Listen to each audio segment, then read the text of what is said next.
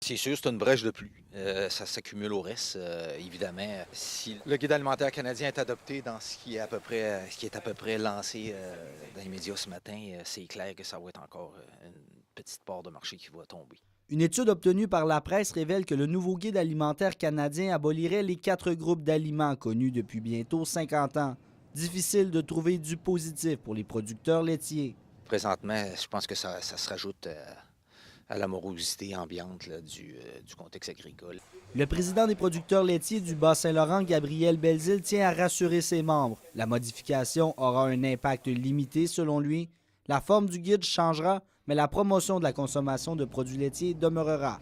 Toutes les catégories qui vont être éliminées du guide alimentaire et il va y avoir des recommandations un peu produit par produit ou occasion par occasion, si on veut, comme une collation, qu'est-ce que devrait être une collation en avant-midi ou en après-midi.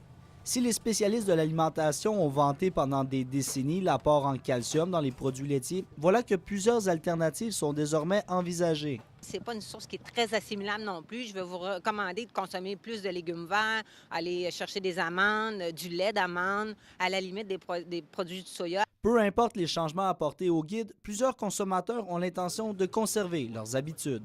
Non, pas du tout. Aucunement. Bien, ceux qui sont habitués de manger du yogourt, du fromage, du lait ne changeront pas.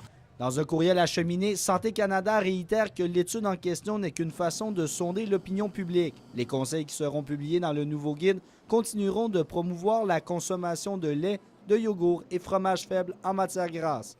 Carl Vaillancourt, Rivière-du-Loup.